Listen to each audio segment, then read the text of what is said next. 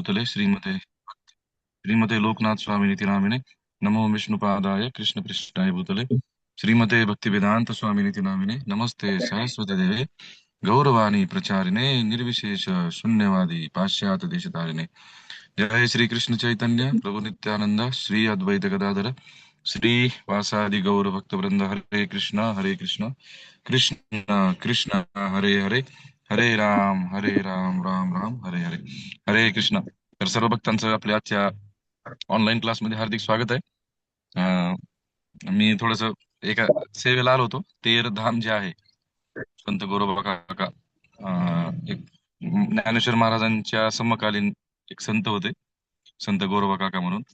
तर त्यांचं एक धाम आहे इथं धाराशिव पासून एक 20 किलोमीटर. तर त्या ठिकाणी मी सेवेला आलो होतो. पण आता जायला उशीर झाला, मग अर्ध्या रस्त्यात आम्ही थांबलो. 2 भक्त आहेत माझ्यासोबत आणि भगवंताची सेवा करण्याची संधी मिळाली.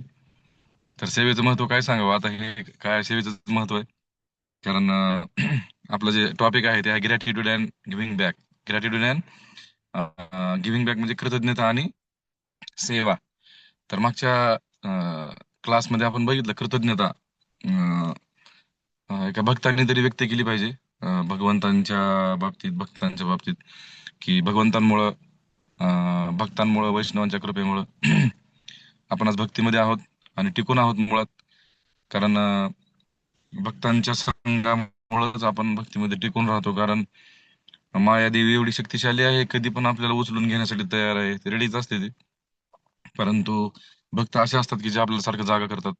आपण झोपलो समजा, किंवा आपण प्रवचन ऐकत नाही, आपण नामस्मरण करत नाही, किंवा आपण कुठल्या वाईट मार्गाला चाललो, चुकीचं काय करायला, तर भक्त म्हणतात, काय करायला लागलास प्रभूजी, काय करायला लागला तुम्ही, 4 नियमाचं पालन करत नाही, प्रभुपादांनी पालन करायला सांगितलंय, तेव्हा तिकडे जाऊ नका, इकडे या, मायादेवीकडे जाऊ नका, इकडे या, भक्तांकडे या.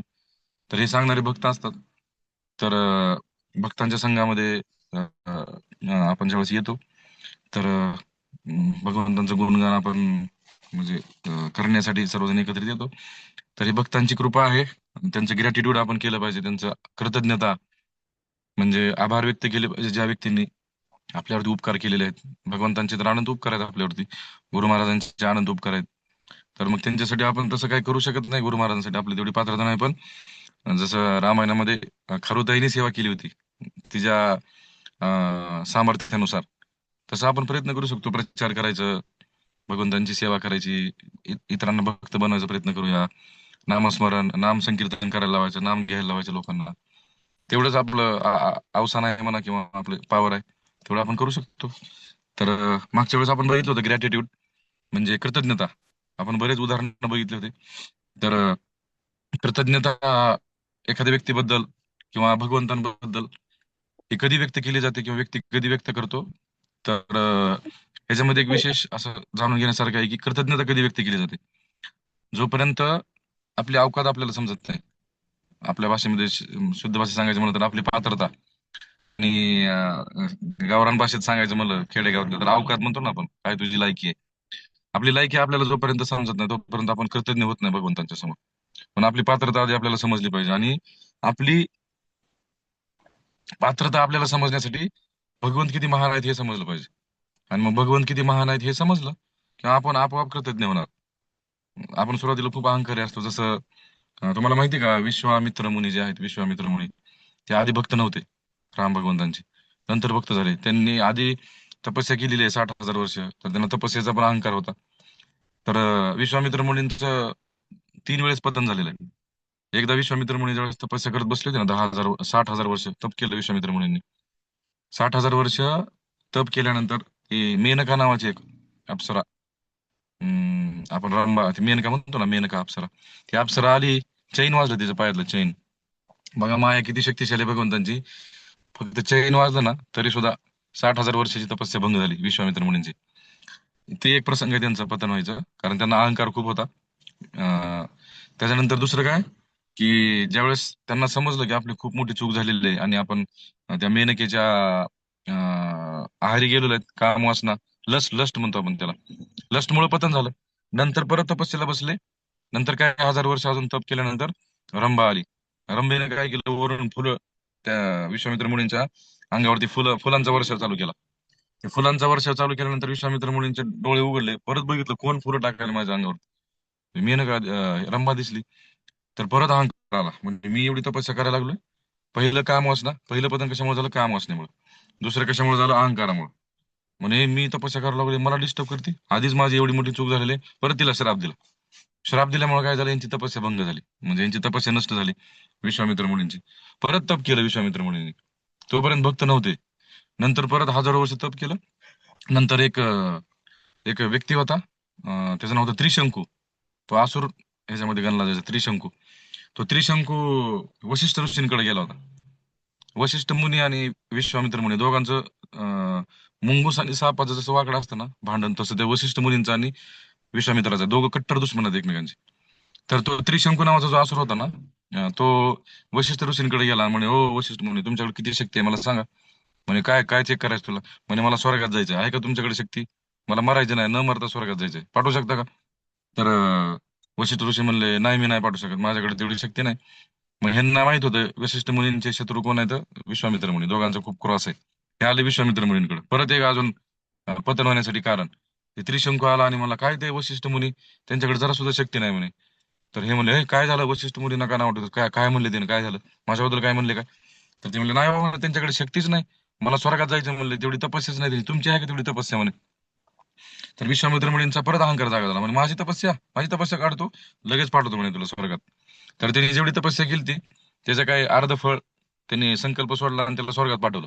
तो गेला स्वर्गात, त्रिशंकू. तो स्वर्गात गेला. इंद्राने बघितलं, म्हणे हे कोण नवीन जीव आलं इथं, ह्यानं काय पुण्य केलं ना, का नाही, कसं काय आलं म्हणे इथं. इंद्राने त्यांचं वज्र घातलं त्या डोक्यात, त्या त्रिशंकूच्या. ते आलं परत खाली, म्हणे ह्याची लायकी नाही इथं जायची, स्वर्गामध्ये कसं काय आले, खाली पाठवलं. परत आला, परत मला काय विश्वामित्र म्हणे असं असतं का म्हणे, हीच का तुमची तपस्या? मला माघारी पाठवलं म्हणे, डोक्यात कोणतरी घातलं म्हणे ते वज्र. विश्वामित्र म्हणे असं अजून पाठवतो म्हणे तुला, माझ्याकडे खूप शक्ती आहे म्हणे. परत तपस्येचा अर्ध, तपस्येमधील काही तपस्येचं फळ अजून विश्वामित्र मुनींनी त्रिशंकूला देऊन टाकलं, जा म्हणे स्वर्गात. ते अजून गेलं. अजून इंद्रांनी अं, वज्र मारला डोक्यात, परत ते खाली आलं. नंतर विश्वामित्र मुनींचा अहंकार अजून जागा झाला. ते म्हणले मला चॅलेंज करतो इंद्र. मग त्यांनी काय केलं? त्या त्रिशंकूला सांगितलं, कोणी? विश्वामित्र मुनींनी. विश्वामित्र मुनी म्हणले त्रिशंकूला, एक काम कर, तुला स्वर्गात नाही पाठवत आता, तुझ्यासाठी सेपरेट स्वर्ग तयार करतो. मग विश्वामित्र मुनींनी एक त्रिशंकू नावाचा लोक तयार केला स्वतःचा, त्रिशंकू. स्वर्गासारखाच होतो सेम, एकट्या माणसासाठी. म्हणजे तू तर त्रिशंकू लोकांमध्ये जा. झालं काय माहितीये का? विश्वामित्र मुनींनी त्रिशंकू नावाचा स्वर्ग तयार केला, पण तो इतका फास्ट फिरत होता, जसं ग्रह आहे ना आपला पृथ्वी, तो इतका फास्ट फिरत होता, लाखो किलोमीटर प्रति सेकंद इतकी स्पीड होती त्याची. आणि विश्वामित्र मुनींनी तपस्येच्या बळावर ते तयार केलं. अहंकार होता त्यांना खूप, पण ते कंट्रोलच होईना. मग त्यांनी भगवंताला प्रार्थना केली, म्हणे हे भगवंता मी काय करू, माझ्यावरच संकट आले म्हणे आता, मीच नष्ट होण्याच्या मार्गावर आहे. मग विष्णू भगवंत त्यांना म्हणले, ज्या गोष्टी तुम्ही कंट्रोल करू शकत नाही त्या तयार कशाला करता? काय एवढं तुमच्यामध्ये अहंकार आहे? नंतर भगवंतांनी तो ग्रह कंट्रोल केला. लक्षपूर्वक आहे का? नंतर तो भगवंतांनी नष्टही केला, कंट्रोलही केला. तर नंतर मग विश्वामित्र मुनी भगवंतांचे भक्त झाले. जसं आपण बघतो रामायणामध्ये भगवंतांचे भक्त झाल्यानंतर विश्वामित्र मुनी. पण सुरुवातीला नव्हते. म्हणजे नंतर त्यांना समजलं की आपली काय पात्रता आहे, आपली काय योग्यता आहे. मग त्यांची योग्यता समजल्यावर मग भगवंताला शरण गेले, मग भक्त झाले, आधी भक्त नव्हते. तसं जोपर्यंत आपली पात्रता समजत नाही ना आपल्याला, तोपर्यंत आपण कृतज्ञ नाही होणार भगवंताबद्दल. आणि जोपर्यंत कृतज्ञ होत नाही, तोपर्यंत सेवा नाही करणार. जोपर्यंत आपल्याला भगवंत किती महान आहे ते समजत नाही, तोपर्यंत आपण सेवा नाही करणार. तर मग आता आपल्याला समजलं की आपल्याला कृतज्ञता व्यक्त करायची आहे भगवंतांबद्दल. तर मग आता कृतज्ञता व्यक्त करायची असली तर एक पर्याय आहे सेवा करणे भगवंतांची. आणि भगवंत इतके महान आहेत. बघा, एक प्रसंग आहे, केनोपनिषद नावाचा एक ग्रंथ आहे, केनोपनिषद. मी मागे एकदा ही कथा सांगितली होती, केनोपनिषद. जे उपनिषद आहेत 108 उपनिषद, त्या केनोपनिषदामध्ये कथा येते की एकदा असुरांचं आणि देवतांचं युद्ध झालं होतं भयंकर. आणि देवतांनी असुरांना हरवलं. हरवल्यामुळे काय झालं, देवतांमध्ये खूप अहंकार निर्माण झाला. म्हणजे आम्ही श्रेष्ठ आहेत, आम्ही श्रेष्ठ आहेत. झालं काय, ते देवता आहेत ना, घरी गेले आपल्या आपल्या पत्नींकडे. आणि पत्नीला जाऊन वायुदेव म्हणतात, मी माझ्यामध्ये एकट्यामध्ये एवढी हिंमत होती म्हणे, त्या युद्धामध्ये मी एवढी मारली, आता बाकी सगळे घाबरले होते म्हणे. अग्निदेव म्हणतात, माझ्यामध्ये, पत्नीला म्हणतात बायकोला, माझ्यामध्ये एवढी शक्ती आहे म्हणे, एकटाच हिंमत आहे म्हणे त्या युद्धामध्ये, मीच एकटा भाग घेतला म्हणे. तर सगळे देवी देवता आहे ना, जिंकले ना आता, तर आपलं महत्व सगळ्यांना सांगायला लागलेत की मी होतो म्हणून युद्ध झालं, मी होतो म्हणून. भगवंत म्हणले यांना अहंकार झालाय. भगवंतांनी काय केलं, अग्निदेवांना बोलवलं. अहंकार झालाय अग्निदेव तुम्हाला, वायुदेवांना बोलवलं सुरुवातीला. वायुदेवाला म्हणजे वायुदेव, तुम्ही तुमच्यामुळे युद्ध झालं का? तुमच्यामुळे जिंकलं का तुम्ही युद्ध? तर वायुदेव म्हणले, भगवंता, हो माझ्यामध्ये खूप शक्ती आहे. तर कृष्ण म्हणले, किती शक्ती आहे तुमच्यामध्ये? विष्णू भगवान म्हणले, किती शक्ती आहे तुझ्यामध्ये? तर मग वायुदेवता म्हणले, भगवंता तुमच्यापासून काय लपवायचं, तुम्हाला माहित नाही का म्हणे, मी पूर्ण ब्रह्मांडामध्ये, मी माझा जर वायू जर पूर्ण ब्रह्मांडामध्ये जर वायू मी पसरवला माझा, तर तुम्हाला माहिती आहे वाऱ्यामध्ये किती शक्ती आहे. तर कृष्णाने काय केलं, विष्णू भगवंताने एक गवताची काडी अशी ठेवली समोर, आणि विष्णू भगवंत म्हणले, ए वायुदेव, ते ती काडी हलव म्हणे, किती शक्ती आहे तुझ्यामध्ये बघू. तर ते वायुदेव हसले, आणि त्यांनी वारं चालू केलं. इतकं फास्ट, जेवढं स्पीड आहे ना वायुदेवांची, तेवढं त्यांनी प्रयत्न केलं ते काडी हलवायची, पण ती काडी हल्ली नाही. नंतर वायुदेव पळून गेले तिथून. नंतर अग्निदेवला बोलवलं, ए अग्निदेव, इकडे इकडे, तुमच्यामध्ये खूप शक्ती आहे का, अहंकार झाला तुम्हाला, तुम्ही जिंकलं का युद्ध? तर ते म्हणले, भगवंत माझ्यामध्ये संपूर्ण प्रलयाच्या वेळेस मध्ये मीच कार्य करतो, आणि प्रलयाच्या वेळेस मी कार्य करतो, तुम्हाला माझी शक्ती माहिती आहे म्हणे भगवंत, अग्निशिवाय काय चालत नाही. भगवंत म्हणले, असं अग्निशिवाय काय चालत नाही? ती काडी जाळ म्हणे, गवताची, गवताची काडी. त्या अग्निदेव प्रयत्न करायला लागले ते गवताची काडी जाळायचा, पण ती काडी अग्निदेवांना जळतच नव्हती, तिला, त्याला पेटच घेत नव्हतं. कारण का, भगवंतांची शक्ती आहे, भगवंतांची इच्छेशिवाय. म्हणून आपण म्हणतो ना, आपण म्हणतो बघा, की भगवंतांच्या इच्छेशिवाय झाडाचं पान हलत नाही. हे भगवंतांनी इथं सिद्ध केलं. मग सगळे देवी देवता आले, सगळे पळून गेले, कुणीच त्या काडीला स्पर्श नाही करू शकला, आणि त्याला हातही लावू नाही शकले. नंतर काय झालं, इंद्रदेव आले, आणि इंद्रदेव रस्त्याने जात असताना गर्दी दिसली. ही कसले देवी देवता सगळी इथं, काय झालं नेमकं, कसली मिटिंग आहे, मला न सांगता मिटिंग आहे गपचूप, काय नेमकं मिटिंग, काय उद्देश आहे मिटिंगचा? तर पार्वती माता थांबलेल्या दिसल्या रस्त्यामध्ये. पार्वती मातेला विचारलं, म्हणजे आई साहेब काय नेमकं काय चालू आहे माताजी? तर पार्वती माता म्हणल्या, ए इंद्रा, तिथं जाऊ नको म्हणे, तुझी पण नाव खराब होईल म्हणे, तुझी पण इज्जत जाईल म्हणे, जाऊ नको. काय झालं म्हणे? भगवान म्हणे सगळ्याला चेक करायला लागलेत, कुणामध्ये किती शक्ती, अहंकार झाला म्हणे तुम्हाला सगळ्याला चेक सगळे पळून गेलेत म्हणे देवीदास, तुम्हाला जायचं का, तुमचा पण अपमान होईल. इंद्रदेवाने ऐकले, इंद्रदेव तिथूनच पळून गेले. ह्याच्यातून काय शिकू शकतो आपण? मला मेन पॉईंटला यायचंय. हे कृष्ण, मी आता सांगत होतो माझे इथे सेवा होती तीरमध्ये, की भीषास्माद वातः पवते भीषादेति सूर्य भीषास्माद अग्नी च इंद्र च मृत्युधावती पंचम. म्हणे भगवंतांच्या भीतीने भीषास्माद वातः पवते, भगवंतांच्या भीतीनं वारं वाहतं. भीषास्माद सूर्यच चंद्रच, भगवंतांच्या भीतीनं सूर्य उगवतो रोज, है ना. आणि भीषास्मात अग्नीच्या इंद्रच, भगवंतांच्या भीतीनं अग्नी उष्णता देते, आणि भगवंतांच्या भीतीनं इंद्र त्याचं कार्य करतो. आणि काय सांगितलं, मृत्यू धावती पंचम, आणि जो मृत्यू आहे तो भगवंतांच्या भीतीनं कार्य कार्य करतो. म्हणजे जो काळ आहे ना, काळ, तो भगवंताच्या भीतीनं कार्य करतो. तर मग काय सांगितलंय, की असे भगवंत, जे अनंत कोटी ब्रह्मांडाचे मालक आहेत. तुम्ही बघा लक्षपूर्वक आहे का मी काय सांगतो. हे भगवंत प्रत्येक ब्रह्मांडामध्ये, ब्रह्मा, विष्णू म्हणजे तीन विष्णू, गर्भदक्ष आहे विष्णू, शिरोदक्ष आहे विष्णू, कारणोदक्ष आहे विष्णू, आणि शिवजी प्रत्येक ब्रह्मांडामध्ये आहेत. आणि हे अशा अनंत कोटी ब्रह्मांड आहेत. आणि त्या सगळ्या ब्रह्माजींचं, विष्णू भगवंतांचं, शिवजींचं जे प्राकट्य आहे, ते कृष्ण भगवंतापासून आहे. म्हणजे आपल्याला ते पूर्ण स्ट्रक्चर नाही सांगणार मी, वेळ लागेल हायरार्ची जी आहे ती सांगण्याला, परंतु मूळ कृष्ण आहेत. तर मग असा कृष्ण, जो अनंत कोटी ब्रह्मांडांच्या मालकांचा मालक आहे, असे भगवंत, गोविंद महादे पुरुषं तमहं भजामि, अशा गोविंदाची आम्ही भक्ती करतो. आता लक्षपूर्वक आहे का, एखाद्या मोठ्या कंपनीमध्ये एखादा कर्मचारी आहे, तो कंपनीमध्ये काम करायला लागलाय. खूप मोठी कंपनी आहे, समजा इन्फोसिस आहे ना, TCS आहे, HCL आहे, आणि त्या कंपनीमध्ये त्या कर्मचाऱ्याला कोण ओळखतं? खूप मोठी कंपनी असते, मालक तर ओळखत नाही. जसं समजा, अजून एक उदाहरण सांगतो तुम्हाला. समजा अमिताभ बच्चनचा ड्रायव्हर, गाडीचा गाठ पडला आपल्याला, म्हणे मी अमिताभ बच्चनचा गाडीचा ड्रायव्हर. हा, अमिताभ बच्चनच्या गाडीचा ड्रायव्हर आहे म्हणे, एक सेल्फी काढू, एक सेल्फी काढू. आणि सेल्फी काढतो, आपण सगळ्याला दाखवतो, म्हणे अमिताभ बच्चनच्या ड्रायव्हर सोबत सेल्फी काढली. म्हणे साध्या माणसाचा एक सेवक आहे तो गाडी चालवणारा, त्याच्यासोबत सेल्फी काढली तरी आपल्याला 2 दिवस झोप येत नाही. ड्रायव्हर सोबत, रजनीकांतचा ड्रायव्हर, रजनीकांतच्या ड्रायव्हर सोबत सेल्फी काढली, पण तरी आपण खूप आनंदी होतो. मला सांगा, साधारण मनुष्य जो आहे, एक साधारण हिरो आहे, जो हाडा मासाचा माणूस, जो म्हातारा झाला आता, त्या माणसाच्या ड्रायव्हर सोबत फोटो काढल्यानंतर आपल्याला इतका आनंद होतो. आपण त्या अनंत कोटी ब्रह्मांडाचा जो मालक आहे ना, भगवंत,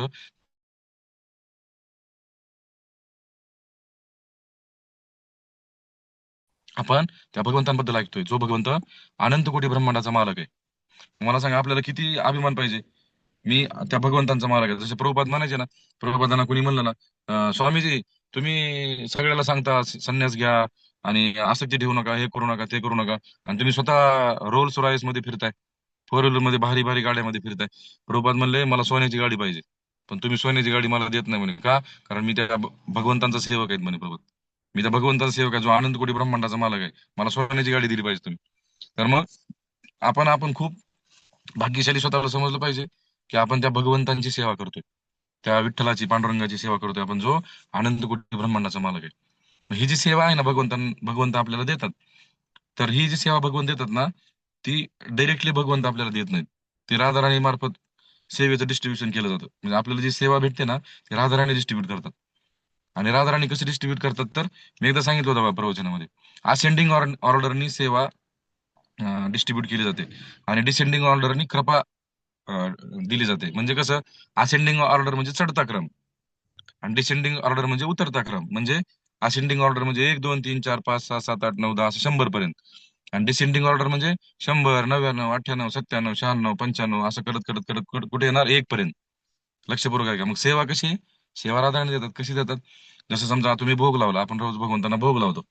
भोग लावला भगवंतांना, मग आपण मंत्र म्हणतो, 3 3 वेळेस प्रत्येक मंत्र म्हणतो, महामंत्र म्हणतो, आणि नंतर गुरु महाराजांना विनंती करतो, हे गुरु महाराज कृपा करून हा भोग भगवंतांना लावा. मग गुरु महाराज मग प्रभुपादांना विनंती करतात, प्रभुपाद मग त्यांच्या गुरूंना विनंती करतात, त्यांचे गुरु त्यांच्या गुरूंना, असं करत करत करत करत कुठं जातं ही हायरार्ची, असेंडिंग ऑर्डर, राधाराणीपर्यंत. आणि मग राधाराणी काय करते, मग भगवंतांना भोग लावते. आणि मग आता भोग लावला तुम्ही भगवंतांना, आता कृपा द्यायची. भगवंत कशी कृपा देणार? डायरेक्ट कृपा देत नाहीत. मग भगवंत राधाराणीला कृपा देणार. मग राधाराणी जे अष्टसखी आहेत, नंतर ते मंजिरी, समजलं का, म्हणजे जे गोपी आहेत, असं करत करत करत कुठे येणार, असं करत करत येणार जगन्नाथदास बाबाजी, त्याच्यानंतर भक्तिविनोद ठाकूर, त्याच्यानंतर गौरकिशोरदास बाबाजी, त्याच्यानंतर भक्तिसिद्धांत सरस्वती ठाकूर, नंतर श्रील प्रभुपाद, नंतर गुरु महाराज. मग राधाराणी कृपा देणार, आणि ते गुरु शिष्य परंपरेमार्फत कुठे येणार, आपल्याकडे येणार. आणि आपण जे भोग लावणार, तो गुरु महाराजांकडे कुठे जाणार, राधाराणी मार्फत भगवंताला लागणार. तर हे सेवा देण्याचा हा क्रम आहे. म्हणजे लावताना आपण असेंडिंग ऑर्डरने लावतो, चढत्या क्रमाने, आणि कृपा येताना वरून खाली कृपा येते. समजलं का? तर ही जी सगळी सेवा दिली जाते ना, ही सगळी सेवा श्रीमती राधाराणी देतात. म्हणून आहे ना, सेवेचा जो भाव असतो ना, जसं आता माझ्यामध्ये तेवढा भाव नाही बरं का, माझी सांगायची तेवढी पात्रता नाही, तरी पण मला विठ्ठलानंद प्रभूजींनी, श्रीमान विठ्ठलानंद प्रभूजींनी मला सेवा दिली, म्हणून मी प्रयत्न करतोय सांगण्याचा. पण माझ्यामध्ये तो भाव नाही, तुमच्यामध्ये आहे, सर्वांमध्ये. भाव कसा असला पाहिजे सेवेचा, की स्वतःची काही इच्छा नसली पाहिजे. म्हणजे स्वतःच्या इंद्रिय तृप्तीचा विचार सेवेमध्ये नसला पाहिजे. आणि विचार कोणाचा असला पाहिजे मग? स्वतःच्या इंद्रियांचा विचार न करता भगवंतांच्या इंद्रियाच्या संतुष्टीसाठी सेवा केली पाहिजे. आपण म्हणतो ना, ऋषिकेश सेवनम भक्ती उच्यते. जो ऋषिकेश आहे, ऋषिकेश म्हणजे काय? भगवंताचं एक नाव आहे ऋषिकेश. ऋषिक अधिक ईश. ऋषिक म्हणजे इंद्रिय, आणि ईश म्हणजे ईश्वर. आपल्या सगळ्यांच्या इंद्रियांचे ईश्वर कोण आहेत? भगवंत आहेत, ऋषिकेश आहेत. तर मग सेवेचा भाव काय असला पाहिजे? जसं एक खूप सुंदर उदाहरण आहे चैतन्य चरितामृतमध्ये. अं, चैतन्य महाप्रभूंचे एक सेवक होते, गोविंददास. तुम्ही ऐकलं असेल, गोविंददास. तर चैतन्य महाप्रभू ज्यावेळेस जगन्नाथपुरीमध्ये होते ना, तर चैतन्य महाप्रभू दिवसभर संकीर्तन करायचे, कृष्ण कथा करायचे, हरिनाम संकीर्तन करायचे. आणि दिवसभर इतकं हरिनाम संकीर्तन करायचे आणि दमायचे ना मग चैतन्य महाप्रभू. मग त्यांचं एक राहायचं ठिकाण होतं गंभीरा. ती त्यांची रूम खूप छोटी, 4 बाय 5 ची रूम. एक माणूस सुद्धा त्या रूम मध्ये व्यवस्थित झोपत नव्हता, इतकी छोटी रूम होती. मग एके दिवशी काय झालं, चैतन्य महाप्रभू हरिनाम संकीर्तन केले, आणि कृष्ण कथा करून, संकीर्तन करून, नृत्य करून आले महाप्रभू. आणि ते काय म्हणतात, एक्स्टसी मध्ये होते. म्हणजे कृष्ण भावनेमध्ये खूप तल्लीन झाले होते. त्यांना बाहेरच्या जगाचं काहीच भान नव्हतं. चैतन्य महाप्रभूंना ते कृष्ण प्रेमामध्ये वेडे झालेले आहेत, रडायला लागलेत. महाप्रभू आले तशा अवस्थेमध्ये, रूम मध्ये गेले, आणि रूम मध्ये जाऊन झोपले. झोपले कसं? जो हे मुख आहे ते दरवाजाकडं, आणि जे चरण आहेत ते भिंतीकडं. एक माणूस पण व्यवस्थित झोपत नव्हता, इतकी छोटी रूम होती. त्यात महाप्रभू झोपले. आणि गोविंददास, चैतन्य महाप्रभूंचे जे सेवक आहेत ते आले, महाप्रभूंची सेवा करू आपण. महाप्रभू आले संकीर्तन करून, महाप्रभूंची सेवा करायची. सेवा करण्यासाठी आले. त्यांनी दरवाजा उघडला, मग प्रसादाची प्लेट घेऊन आले होते महाप्रभूंना प्रसाद घेण्यासाठी. पण महाप्रभू तर शुद्धीवर होते, म्हणजे भगवंतांच्या लीलेमध्ये तल्लीन झाले होते, नामामध्ये. आणि महाप्रभू एक्सटर्नल जे आहे, म्हणजे बाहेरचं जे आहे, त्या जगाशी पूर्ण डिस्कनेक्ट झाले होते, पूर्ण भगवंतामध्ये तल्लीन झाले होते. त्याच्यातच झोपले महाप्रभू, जेवलेच नाही, प्रसाद नाही घेतला महाप्रभूंनी. आणि मग त्यांनी दरवाजा उघडला, बघितलं महाप्रभूंना, तर तोंड कुठं आहे दरवाजाकडं, आणि पाय कुठं आहेत भिंतीकडं. मग आता सेवा करायची महाप्रभूची, कसं जायचं आता ओलांडून? एखाद्या व्यक्तीला ओलांडून कसं जायचं आता? भगवंत आहेत ते. मग गोविंददासने विचार केला कसं जायचं आता. त्यांनी काय केलं, एक धोती होती, धोती घेतली आणि महाप्रभूच्या अंगावर टाकली, तोंडावर टाकली, आणि मग महाप्रभूला ओलांडून मध्ये गेले. आणि मग महाप्रभूचे चरणांची सेवा केली, चरण दाबले महाप्रभूंचे. आणि चरण दाबल्यानंतर मग दुसऱ्या दिवशी सकाळी चैतन्य महाप्रभू उठले. आणि उठल्यानंतर बघितले तर तो गोविंददास अजून चरणच दाबत होता महाप्रभूंचे. आणि महाप्रभूंनी बघितलं तर ते जेवणाचं ताट तसंच आहे. महाप्रभू म्हणले, हे गोविंददास, प्रसाद नाही घेतला तू? म्हणे, महाप्रभू तुम्ही पण घेतला नाही, मी पण घेतला नाही. आणि महाप्रभू म्हणे, तुम्हाला ओलांडून कसं जायचं म्हणे बाहेर प्रसादाची प्लेट? तर महाप्रभू हसले. महाप्रभू म्हणले, मला ओलांडून मध्ये येऊ शकतो तू, मग प्रसाद खायला मला ओलांडून बाहेर जायला काय प्रॉब्लेम आहे तुला? तर मग हे जे उत्तर दिलं ना गोविंददासनी, ते खूप महत्वाचं आहे. गोविंददास म्हणले महाप्रभूंना, हे चैतन्य महाप्रभू, मी पहिल्या वेळेस ज्या तुम्हाला ओलांडून आलो ना मध्ये, तर ते तुमच्या सेवेसाठी आलो होतो. तुमच्या सेवेसाठी मी तुम्हाला ओलांडून आलो. पण मला ज्यावेळेस बाहेर जायचं होतं प्रसाद घ्यायला, तर ते माझ्या इंद्रिय तृप्तीसाठी जायचं होतं, म्हणून मी गेलो नाही म्हणले. तर हा भाव असतो सेवेचा. आणि भगवंतांच्या सेवेसाठी भक्त काही करायला तयार होतात. भक्त विचार करत नाहीत की हे हे करावं का ते नाही, काही करतात कृष्णासाठी. तर तो भाव पाहिजे ऍक्च्युली सेवेसाठी. ज्यावेळेस आपण सेवा करतो ना भगवंतांची, तर भगवंत इतके प्रसन्न होतात. आणि मग आपल्याला भगवंत तीस तीस तीस तीस सेवा सारखं द्यायला लागतात, सारखं तीच सेवा देतात. आणि तुम्हाला एक सांगू का, मी एका प्रवचनामध्ये ऐकलं होतं आपल्या वरिष्ठ भक्तांच्या, की जर तुम्हाला एकच सेवा सारखं सारखं मिळत असेल, तर असं समजायचं की भगवंताला ती सेवा खूप आवडत आहे, आणि ती सेवा तुम्हाला कृष्ण सारखं सारखं द्यायला लागलेत.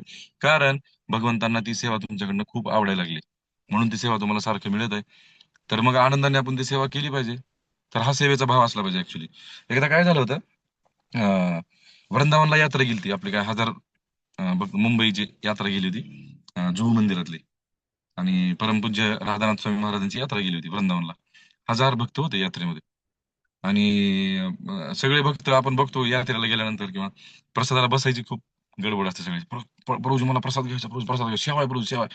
प्रसाद घेतात, कुठं गायब होतात काही समजत नाही नंतर. मग गौरांग प्रभू होते, गौरांग प्रभूजी. मग त्यांनी प्रसाद केला. मग प्रसाद करणारी टीम 5-6 तास प्रसाद करत होती. आणि 5-6 तास प्रसाद करून अं, ज्यावेळेस प्रसाद सगळा आणला बाहेर वाढण्यासाठी, आणि सेवेला या म्हणलं तर कोणीच बघत नाही, हजारच्या हजार सगळे खाली बसलेत पंक्तीला. आणि मग गौरांग महाप्रभू सॉरी गौरांग प्रभूजी गेले. म्हणजे भक्तांना सांगितलं की तुम्ही चला सेवेला, सेवेला वाढायला कोण नाही प्रसाद. एक जण पण उठायला तयार नाही. तर गौरांग प्रभूजींना इतकं वाईट वाटलं. झाला प्रसाद डिस्ट्रीब्युशन, पण खूप त्रास, त्यांना खूप ओरडावं लागलं, खूप त्रास. त्यानंतर लेक्चर होतं राधानाथ महाराज, महाराजांना जाऊन सांगितलं, महाराज म्हणजे सेवेबद्दल थोडं सांगा, सेवा करायला थोडं असंच करायला. तर महाराज हसले. आणि मग महाराजांनी लेक्चर चालू केलं, 2 तास लेक्चर सेवेवरतीच दिलं महाराजांनी. विषय वेगळा होता ऍक्च्युली प्रवचनाचा, पण गौरांग प्रभूजींनी जे सांगितलं, सेवेवरतीच 2 तास लेक्चर दिलं. असं लेक्चर दिलं महाराजांनी. महाराज म्हणले, तुम्ही यात्रा करताय, सगळं करताय, पण तुम्ही सेवा जर करत नसाल यात्रेमध्ये जाऊन भक्तांची, तर तुम्हाला 1% ही त्याचं फळ मिळणार नाही यात्रेचं. महाराजांनी सांगितलं. आता महाराजांच्या तोंडून शब्द निघाले. दुसऱ्या दिवशी सकाळी प्रसाद डिस्ट्रीब्युट करायला ते हजार हजार पैकी 900 भक्त येऊन थांबलेत प्रसाद वाढण्यासाठी. महाराजांचं लेक्चर ऐकलं, प्रसाद वाढण्यासाठी सगळे सेवेला थांबले. ते गौरांग प्रभूजी परेशान झाले, म्हणजे वाढायचं कोणाला नाही, सगळेच वाढायला उभारले. तर मग गौरांग प्रभूजी मोठ्याने ओरडले, म्हणे एवढ्या भक्तांची गरज नाही, तुम्ही प्रस्थाला बसा, 40-50 भक्तांची मला गरज आहे, तेवढेच मला द्या तुम्ही. तर मग पुन्हा नंतर मग बळजबरीनं बसवले, भांडणं होते, तू बस, तू बस, तू बस, याला ढकलते, त्याला ढकलते. म्हणे महाराजांना सेवेचं महत्व सांगितलं. म्हणून जोपर्यंत आपण सेवा करत नाही ना, तोपर्यंत आपली आणि भगवंतांची बॉन्डिंग पण होणार नाही. म्हणजे काय म्हणतात त्याला, एक बंद जुळला पाहिजे आपला आणि कृष्णाचा. तो बंद कसा जुळेल किंवा ते नातं कसे जुळेल, तर सेवा केल्यानंतर.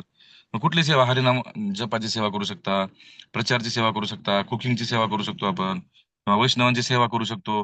एखादा वैष्णव घरी आलाय तर एखादा वैष्णव घरी आलेला, त्या वैष्णवाची सेवा करणं.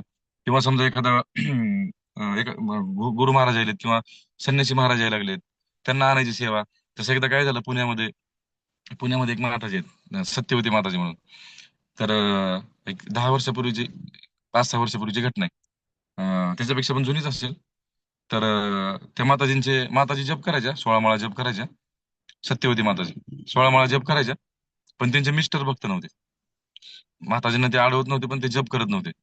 मग माताजी त्यांना सारखं सांगायचं, तुम्ही जप करा, जप करा, जप करा. ते म्हणायचे, तू कर, मला काय डिस्टर्ब करू नको, तुला अडवलं का मी?" ते नॉनव्हेज खायचे प्रभूजी, त्यांचे मिस्टर. नॉनव्हेज खायचे खूप. मग एकदा काय झालं, परमपूज्य भक्तिर सम्राट महाराज आले पुण्यामध्ये. मग ते माताजी म्हणल्या प्रभूजींना, त्यांच्या मिस्टरांना म्हणल्या, माझी एक, मी तुमची पत्नी आहे ना म्हणल्या, माझी एकच इच्छा आहे, म्हणजे तुम्ही जा गाडी घेऊन आपली फोर व्हीलर आणि महाराजांना एअरपोर्टहून घरी आणा, त्यांचा प्रसाद आहे आपल्या घरी. ते सुरुवातीला नाही म्हणले, पण माताजी म्हणले, मी तुमची पत्नी आहे ना, तर माझी इच्छा तुम्ही पूर्ण केली पाहिजे, तुम्ही जा सेवा करायला, ती एवढी सेवा करा फक्त एक. ते बळजबरीनं प्रभूजी बसले त्यांच्या गाडीमध्ये, गेले एअरपोर्टला. आणि परमपूज्य भक्तिर सम्राट महाराज आले, गाडीमध्ये बसले, पुढेच बसले होते महाराज, आणि प्रभूजी गाडी चालवली होती. एकदम शांत, काय बोलणं नाही काय नाही, असं एकदम समोर बघत, एक पण शब्द बघितलं पण नाही महाराजांकडे. आता भक्तिरा सम्राट महाराजांचा जर तुम्ही क्लास ऐकला असेल तर, महाराज इतके गोड बोलतात, आणि खूप म्हणजे असं गोड शब्द असतात त्यांचे, गोळापेक्षाही गोड, इतकं गोड बोलतात महाराज.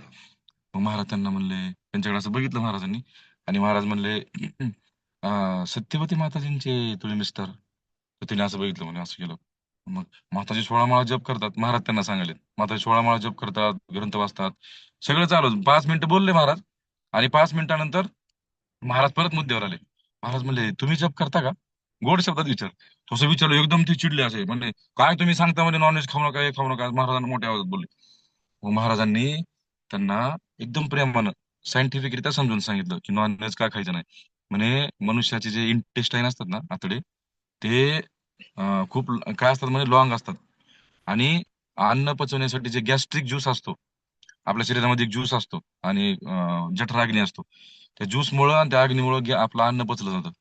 तर त्यांनी सांगितलं की आपल्या पोटामध्ये जो गॅस्ट्रिक ज्यूस आहे ना, तो मनुष्याच्या शरीरामध्ये कमी प्रमाणात तयार होतो, किंवा त्याला काय म्हणतात की अन्न पचवण्यासाठी जी शक्ती आहे ती आपल्या ज्यूस मध्ये कमी असते. त्याच्यामुळे आपल्याला साधं अन्न खाल्लं पाहिजे मनुष्याने, म्हणजे जसं डाळ, चपाती, भाकरी, भात, हे हे अन्न पचवण्यासाठी मनुष्याच्या शरीरामध्ये जे गॅस्ट्रिक ज्यूस तयार होतो ते मनुष्यासाठी आहे. म्हणून बघा, जे जास्त नॉनव्हेज खातात ना, त्यांना रोग होतात नंतर. का रोग होतात? कारण नॉनव्हेज पचवण्यासाठी आपलं पोटच नाही, कारण तशी सिस्टीम सिस्टीम तयार केलेलीच नाही आपली. मग त्यांनी सांगितलं की जे हिंस्र पशु आहेत ना, वाघ वगैरे, तर त्यांचे इंटेस्टाईन खूप शॉर्ट असतात, आणि त्यांच्यामध्ये गॅस्ट्रिक ज्यूस खूप प्रमाणामध्ये त्याचा आम्ल असतं म्हणजे त्याच्यामध्ये, आणि मग त्यांचं जे आहे नॉनव्हेज लगेच पचवू शकतात म्हणजे ते 2 तासात, 3 तासात. तसं तुमचं नाही म्हणले प्रभूजी, आपलं तसं नाही, म्हणून नॉनव्हेज खायचं नाही. मग ते उत्तर इतकं आवडलं त्या प्रभूजींना, त्यांना वाटलं की हे धोती कुर्ता घालून हे काय शिकलेले असतील का शाळा कॉलेज. नंतर त्यांना समजलं की महाराज पण मोठे शिकलेले आहेत, इंजिनियर, जे काय महाराजांचं शिक्षण झालेलं आहे. तर महाराजांची त्यांनी नंतर सेवा केली. महाराजांना नंतर एअरपोर्टला सोडून आले, पूर्ण त्यांचं काय कार्यक्रम झाल्यानंतर. नंतर काही दिवसांनी परमपूज्य राधानाथ महाराज आले होते. मग परत माताजीने त्यांना सेवा सांगितली, म्हणे राधानाथ महाराज यायला, त्यांना तुम्ही घेऊन या. मग हे गेले, काय म्हणत, राधानाथ महाराजांना बघितलं, आणि महाराज त्यांना एकदा बोलले, तुम्ही किती माळा जप करता? एक माळा जप करत होते फक्त. त्यावेळेस भक्तीरथ सम्राट महाराजांनी सांगितलं, 1-2 माळा जप करायचे, म्हणे मी सुरुवात केलेली आहे. पण नेक्स्ट टाइम ज्यावेळेस राधानाथ महाराज आले, आणि महाराजांनी त्यांना बोलले, ते पण राधानाथ महाराज पण खूप गोड शब्दामध्ये बोलतात, म्हणे किती माळा जप करता तुम्ही? सांगितलं ते त्यांना समजलं नाही, बाहेरच्या देशातले आहेत आणि हा जप करतात भगवंतांचा. इतके इन्स्पायर झाले, त्यांची सेवा केली महाराजांची. नंतर डायरेक्ट एक माळ्यावरून 16 माळा जप त्या प्रभूजीने चालू केला. आणि ते प्रभूजी कोण म्हणे, इस्कॉन मध्ये एक आपले पुण्याला जांबवान प्रभूजी, सॉरी काय, हा, जांबवान प्रभूजी आणि सत्यवती माताजी, ते आहेत प्रभूजी. हा, जयदेव प्रभू, सॉरी, जयदेव प्रभूजी आणि सत्यवती माताजी हे पती पत्नी आहेत. त्यानंतर ते जयदेव प्रभूजी झाले, खूप शुद्ध भक्त आहेत भगवंतांचे सध्या सुद्धा. तर मग हा कशाचा परिणाम आहे माहिती का? सेवेचा. म्हणून आपण जितकी सेवा करू ना वैष्णवांची, समजा भगवंतांची, तर येणं केनं प्रकारे सगळीकडनं कृपा यायला चालू होते. आणि ती कृपा यायलेली आहे ना, आपल्याला समजत नाही ऍक्च्युली. पण आपण बघा, भक्तीमध्ये प्रगती करत असतो, आपल्याला कधी कधी लक्षात येत नाही ऍक्च्युली. जसं तुम्हाला सांगतो, तसं लहान असताना, समजा आता माझं वय 33-34 वर्ष आहे. तर लहानपणापासून, आता आपण असं म्हणू शकतो का की 5 वर्षापूर्वी माझ्या आईने मला काय खाऊ घातलं होतं, त्याचा काय उपयोग झाला? नाही. लहानपणापासून आई खाऊ घालत झालेली आहे, म्हणून हे आता एवढं शरीर मोठं झालेलं आहे. म्हणजे काय, पोषण होतं ना, पोषण शरीराचं. पण ते खाल्लेलं अन्न दिसत नाही, पण पोषण दिसतं. तसं आपण सेवा करतो ना त्यावेळेस, तर डायरेक्ट रिझल्ट आपल्याला असं लगेच रिझल्ट दिसत नाही. त्याला थोडा वेळ गेला ना, हळूहळू आपल्या लक्षात येते. आपण जप करायला लागतो, नामस्मरण करायला लागतो, सत्संगाला जायला लागतो, नॉनव्हेज सोडतो, काय सोडतो परत, दारू सोडतो, है ना, अवैध स्त्री पुरुष संबंध काय लोक ठेवतात ते सोडतात, भगवंताच्या भक्तांच्या संपर्कात येऊन. हे कशाचा काय परिणाम आहे? सेवेचा. म्हणून आहे ना, सेवा खूप महत्वाची आहे. भक्तांच्या संपर्कात आलं, भक्त सेवेमध्ये लावतात. तसं एकदा काय झालं, कुंभमेळ्यामध्ये, प्रयागराज आहे ना, प्रयागराज, तिथं कुंभमेळ्यामध्ये एक भक्त आला होता, एक एक व्यक्ती आला होता. आणि कुंभमेळ्यामध्ये फ्री प्रसादम डिस्ट्रीब्युशन चालू असतं. मग ते फ्री प्रसादम डिस्ट्रीब्युशन चालू होतं. मग हे प्लेट घेऊन आले, ते फुल गर्दी होती. आणि ह्यांचा नंबर आला, खिचडी संपली. त्या त्या व्यक्तीचा नंबर आला, खिचडी संपली. मग खिचडी संपल्यावर ते म्हणले माझाच नंबर आला, खिचडी संपली. मग ते जे भक्त होते ना सेवा करणारे, खिचडी वाढणारे, ते काय म्हणले, हे बघा, खिचडी ह्याच्यामध्ये एक एक दोन पळ्याच राहिले, शिल्लक राहिलेले. तुम्ही काय करा म्हणे, हे बकेट घेऊन जा, तिथं किचन आहे आपलं, त्या किचन मध्ये जाऊन तुम्ही खिचडी आणा. मग हे आता प्रसाद भूक लागलेली, ते काय केलं, बकेट उचलले दोन, तो व्यक्ती, आणि पळत गेला किचन मध्ये. गेला की किचन मध्ये ब्रह्मचारी सेवा करत होते प्रसादाची. मग हे गेला म्हणे, प्रभूजी प्रभूजी, प्रसाद प्रसाद चाहिए, प्रसाद चाहिए, प्रसाद खत्म हो गया बाहर का. तर ते प्रभूजी म्हणले, अरे काय काय का प्रसाद, मला खिचड़ी खत्म हो गया अभी, हम कर रहे हैं खिचड़ी अभी, अभी नहीं है प्रसाद अवेलेबल. एक काम करो, तुम रुको यहाँ पे, भाजी कट करके दो, हमें सब्जी वगैरह कट करके दो. मग त्यांना काय बोलावं समजा ना, ते बकेट ठेवले आणि सब्जी कट करायला बसले. सब्जी कट केली. नंतर म्हणजे टोमॅटो दिख रहा है, ये कट करो. ये जो बटाटा दिख रहा है ना, ये कट करो. त्यांच्याकडनं सगळ्या भाज्या कट करून घेतल्या त्या प्रभूजीने. आणि त्यांना म्हणले, हाँ ठीक है, अभी ये जो दिख रहा है ना, ये पात्र, ये खिचड़ी का पात्र है, इसमें वो सब सब्जी वगैरह डाल दो, पानी डाल दो, तेल जो जो जो कुछ है खिचड़ी का डाल दो, टाक म्हणले मध्ये, टाकलं. आणि तांदूळ टाक म्हणजे टाकलं. मग आता ते हलवायला खिचडी. हे सगळे सेवेमध्ये होते दुसरे. आणि ते ब्रह्मचारी म्हणले, एक मेन ब्रह्मचारी होते ना किचनचे इंचार्ज, ते म्हणले अभी यहाँ पे भक्त नहीं है, थोड़ी आप सेवा करो की काय. तर आता त्यांना काही इलाज नव्हता. मग त्यांनी काय केलं, ते मोठं उलटणं घेतलं आणि त्यांनी सेवा करायला सुरू खिचडी. मग अर्धा तास गेला त्याच्यामध्ये, खिचडी झाली. खिचडी झाल्यानंतर ते प्रभूजी काय म्हणले, एक काम करो, ये अभी हो गया ना, ये बकेट में ट्रान्सफर करो और लेके जाओ बाहर. मग ते दोन बकेटामध्ये ओतलं आणि पळत घेऊन गेले बाहेर. पळत घेऊन गेले. ते वाढणारे भक्त काय म्हणले, बहुत देर तक हम खडे हैं, थोडा आप सर्व्हिस करोगे क्या, सेवा करोगे. मग त्यांनी सेवा करायला परत सुरुवात केली, सेवा केली. परत खिचडी संपली, ते भक्त म्हणले, जाओ बकेट लेके जाओ सेवा. ते परत गेले खिचडी. तर त्यांनी इतकी सेवा केली, इन्चार्ज इतके खुश झाले, त्यांनी दोन मोठे जामून त्यांना खायला दिले, म्हणजे तुम्ही खूप सेवा केली, खाऊ. जामून खाल्ले. जामून खाल्ल्यावरती प्रभूजी काय म्हणले, आता जामून खाल्लेत ना, आता जामून करायची सेवा या म्हणले किचन मध्ये. ती जामून खाल्लं, त्यांनी भगवंतांना भोग लावलेला. परत सेवा जामून करायची, ते गेले परत जामून केले.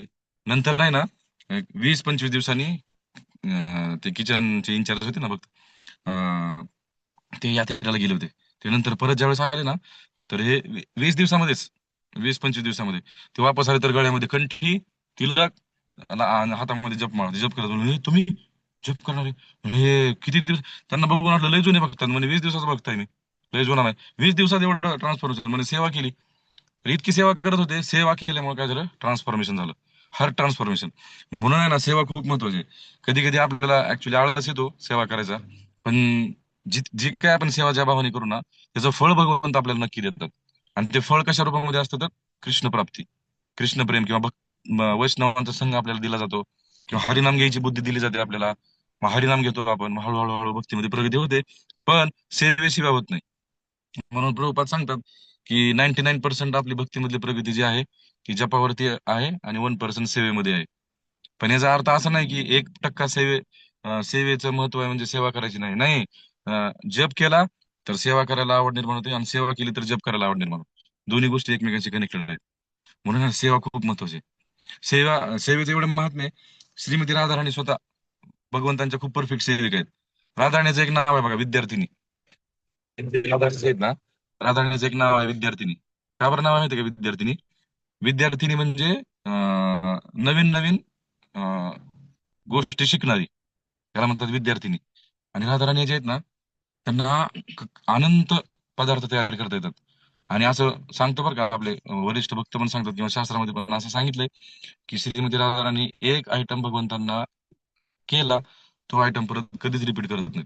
विठलान प्रभूजींनी पण खूप वेळा सांगितलेलं आहे, की राधाराणी एक पदार्थ जर कृष्णाला तयार केला, तर तो परत रिपीट कधीच करत नाही.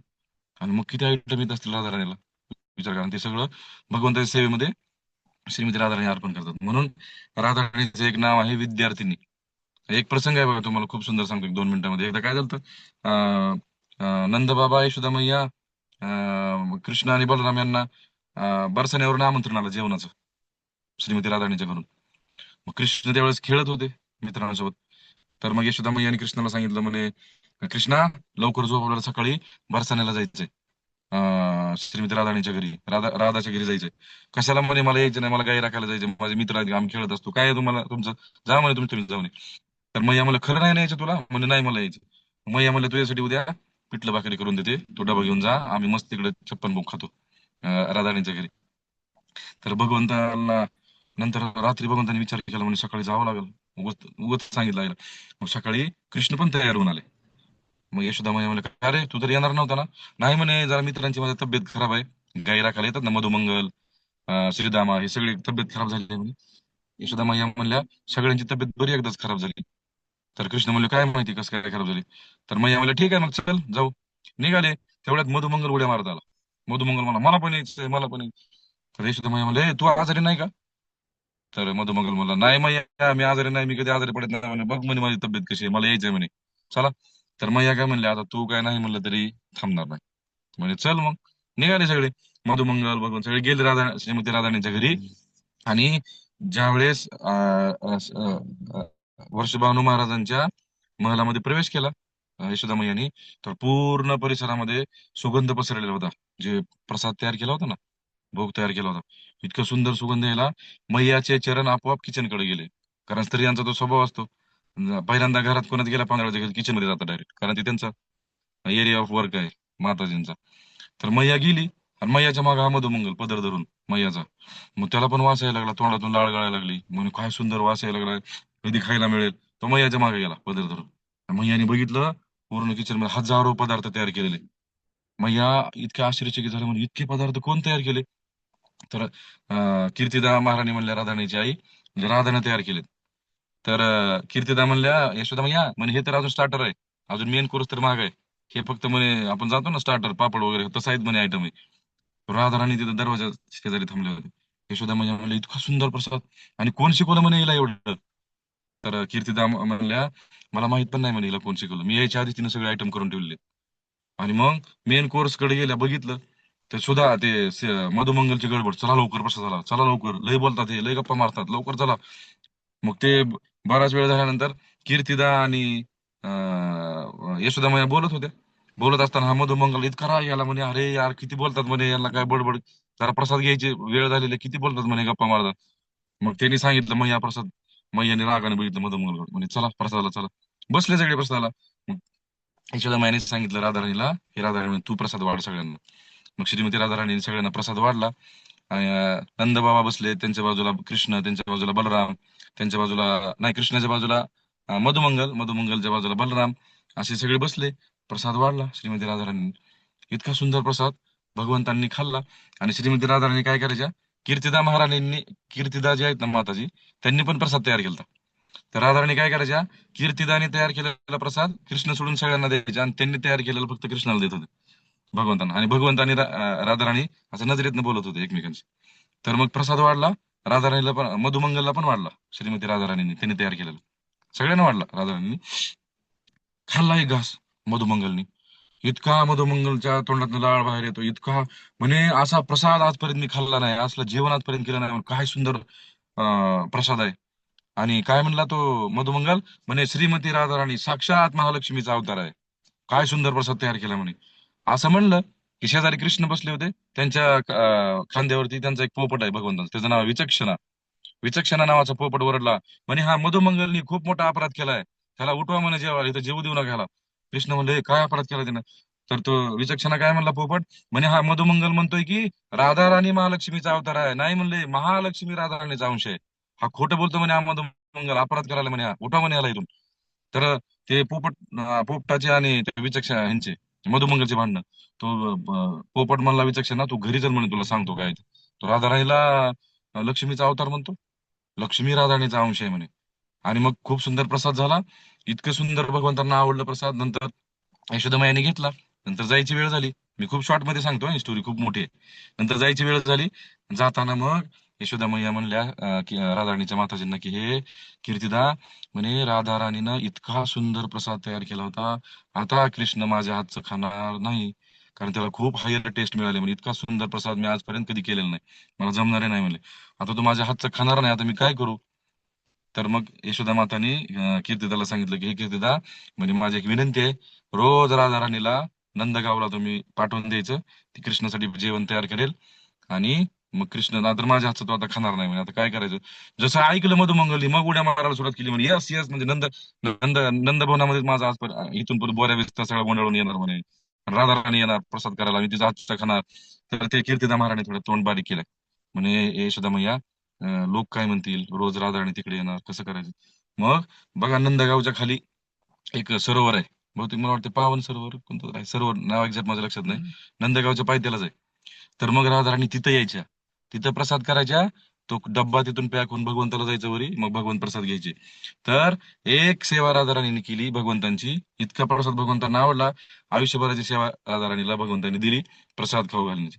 तर मग म्हणून जी सेवा आपण मनापासून करतो भगवंतांची, भगवंतांना आवडली, तर आयुष्यभर तीच सेवा आपल्याला दिली जाते, है ना. तर म्हणून राधाराणीचं एक नाव आहे विद्यार्थिनी, जी नवीन नवीन सारखं सेवा कृष्णासाठी शिकत असते. म्हणून राधाराणीला, म्हणजे श्रीमती राधाराणीचा जो भाव आहे सेवेचा, तो तर आपला येणार नाही, परंतु प्रयत्न तर करू शकतो आपण सेवा करायचा, रडत पडत कसं तरी करत सेवेशी कनेक्ट राहायचं, कुठलीही सेवा असू द्या मग.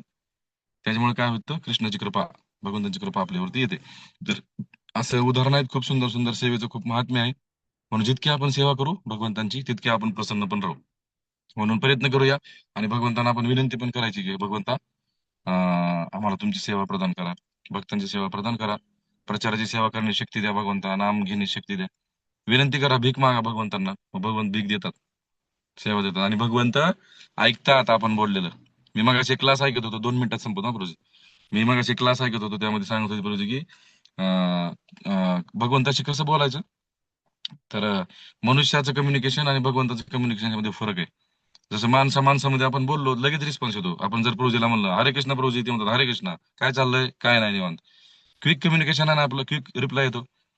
आणि मोठ्याने बोलतो आपण, समजा आपण मनातल्या मनात बोललो, समजा मी आता तुम्हाला मनातल्या मनात प्रवचन दिलं, तुम्ही शांत बसलो, पण मनातल्या मनात सांगावं ना तुम्हाला, ऐकू येईल का तुम्हाला? येणार नाही, कारण ती भाषा आपल्याला समजत नाही, आवाज येत नाही. पण कृष्ण आपल्या मनातलं सगळं ऐकतात. म्हणून भगवंतांशी बोलताना मनातल्या मनात आपण रोज सारखं बोललं पाहिजे, 24 तास झोपताना समजा, काय आज दिवसभर झालं काय भगवंताला सांगायचं. कृष्ण रिप्लाय देतात 100%, नक्की रिप्लाय देतात भगवंत. पण भगवंतांचा रिप्लाय देण्याचं थोडं फरक आहे आपल्यामध्ये आणि त्यांच्यामध्ये. थोडा विचार करून काही काळानंतर भगवंत रिप्लाय देतात, लगेच देत नाही. समजलं का तुम्हाला? तर तसं आहे. म्हणून कृष्णाशी कम्युनिकेट करू शकतो आपण, भगवंताशी बोलू शकतो, सेवा मागू शकतो, भगवंत सेवा देतात. पण आपली इच्छा पण पाहिजे सेवा करण्याची. नाहीतर मग प्रभूजीने सांगितलं झाडून काढा, प्रभूजी झाडून काढायची माझी लायकीच नाही, मग तेवढी पात्रतच नाही प्रभूजी झाडून काढायची, तर तसं झाडू सेवा करायची नाही, काही नाही. काही काय असे टाळतात सेवा करून. तर असं नाही करायचं, भेटेल ती सेवा भेटेल त्या प्रमाणामध्ये आपण केली. आणि काही जमत नसेल, एका ठिकाणी बसून ठाईच बैसोनी करा एक चित्त, आवडी आनंद आळवावा. एका ठिकाणी बसा आणि भगवंतांची सेवा करा. आणि असं सांगितलं की सेवनमुखे हे अतः श्रीकृष्ण नामादी न भवेत ग्राह्यम इंद्रिय ही, सेवनमुखे ही जीववादव स्वयमेव स्फुरत्यद. म्हणे भगवंत आपल्या ह्या इंद्रियांनी आपल्याला लक्षात येणार नाहीत, समजणार नाहीत. त्यासाठी एक पर्याय म्हणजे जीभ. जिभेने दोन कार्य करू शकतो, एक म्हणजे कृष्ण प्रसाद आणि एक म्हणजे भगवंतांचं नामस्मरण. ह्या दोन सेवा जर केल्या तर स्वयमेव स्फुरत्यद, भगवंत स्वतःहून त्या व्यक्ती समोर प्रगट होतात. तर म्हणून जिभेची सेवा करा, एक म्हणजे प्रसाद खायची आणि दुसरी म्हणजे 24 तास हरे कृष्ण कृष्ण कृष्ण हरे हरे, हरे राम राम राम हरे हरे, असं नामस्मरण करा भगवंतांचं. हरे हरे कृष्ण महामंत्राचा जप करा. कृष्ण नक्की अजून सेवा देतील आणि अजून आपल्यावरती प्रसन्न होतील. हरे कृष्ण. खूप खूप धन्यवाद प्रभू सर्वांचे. हरे कृष्ण. जय श्री राधा गोविंद भगवान की जय. जगत गुरु श्री प्रभुपाद की जय. परम पूज्य गुरु महाराज की जय. निताय गौर प्रेमानंदे. हरि हरि बोल. हरे कृष्ण. ओके, अनाउन्समेंट काय, प्रश्न काय कोणाचा? ओके, मधुर गौर.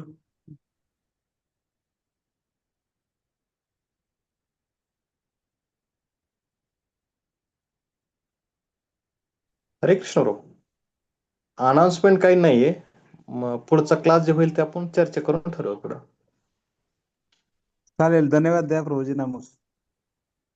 हरे हरे कृष्ण. तर आज प्रभूजीने सुंदर असा सेवा या विषयावर सुंदर असा क्लास दिला. वेगवेगळे उदाहरण राधाराण्याची वर दिले आणि सर्वांना सेवा करण्यासाठी प्रेरणा दिलेली आहे. आणि ते प्रेरणा आपण पुढे कंटिन्यू करू अशा आशेनं, अशाच आशा आपल्या आहे सर्वांकडे.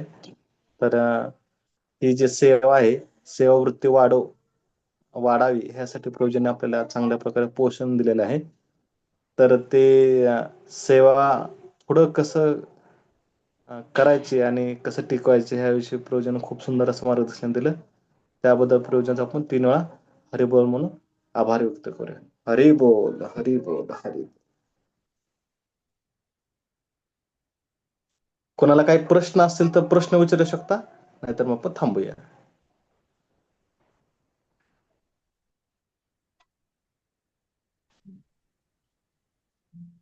चालेल मग आपण थांबूया.